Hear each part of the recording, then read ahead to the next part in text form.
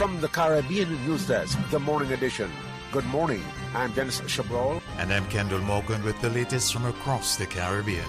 St. Lucia's opposition United Workers' Party is objecting to the borrowing of 20 million Eastern Caribbean dollars, that's about $7.4 million US dollars, from the Social Security Organization, the National Insurance Corporation.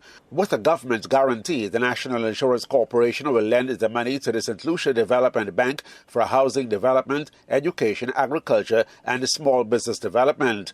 Leader of Government Business in the Senate, Guimio Ferdinand, said the National Insurance Corporation has sufficient money to lend because more people are employed and are paying Social Security. Because of the 3 years of consecutive economic growth, that we are now able to see that redound into better employment opportunities and more financial power by the NIC to be able to now provide financing for the SLDB to give that assistance. However, opposition United Workers' Party Senator Herod Stanislaw says the government is saddling the Treasury with a higher debt.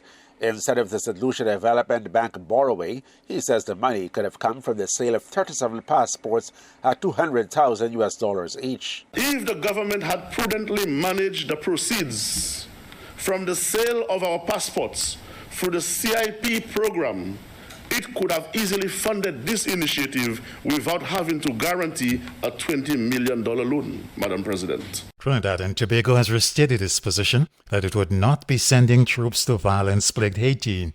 Foreign Minister Dr. Amory Brown was responding to a recommendation from Independent Senator Anthony Vera that Trinidad and Tobago should be at the forefront of efforts to restore security in Haiti, where violent gangs continue to control areas in and around the capital, Port-au-Prince. Tobago has not committed any troops. We are not in a circumstance that would allow us to send troops overseas to Haiti, given the domestic realities here. We have been in support to the overall process underway in Haiti. We are not in a position to put boots on the ground in that country at this time. Jamaica yesterday announced that it was sending an initial contingent of 24 military and police personnel to Haiti. They would join a multinational security mission being led by Kenya with financial and logistical support from several countries including the US and Canada. Belize, Barbados, the Bahamas and Suriname have also signaled their intention to contribute troops to the security mission. Vincentian Prime Minister Dr. Ralph Gonsalves says he has written to the British government to request the release of some of the hundreds of Vincentians in the British military to assist with post-Hurricane Beryl reconstruction.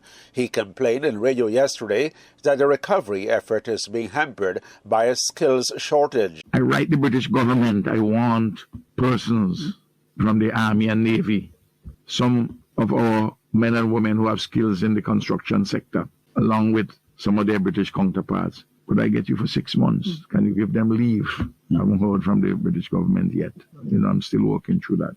Meanwhile, Jamaica, where thousands were affected by Hurricane Beryl, has announced the establishment of a Disaster Risk Management Review Committee to ensure the country is adequately prepared for all types of future disasters. Prime Minister Andrew Holness. The impact of Hurricane Beryl is a call to action.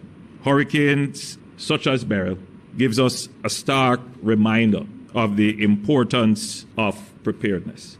And so the Cabinet has decided to empanel this committee to actually do that work, practical, technical work, to advise the government as to how do we close the gaps. The Director General of the Organization of Eastern Caribbean States, Dr. Didicus Jules, says there must be ongoing reform in the education sector.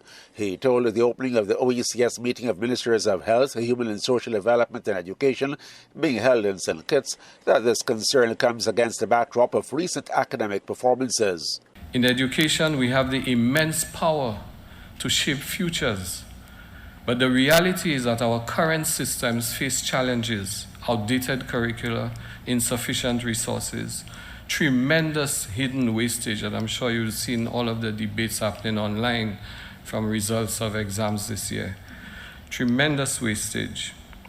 This has been the morning edition from the Caribbean News Desk. You may contact us by phone or WhatsApp on +592 700 9293. Thanks for listening.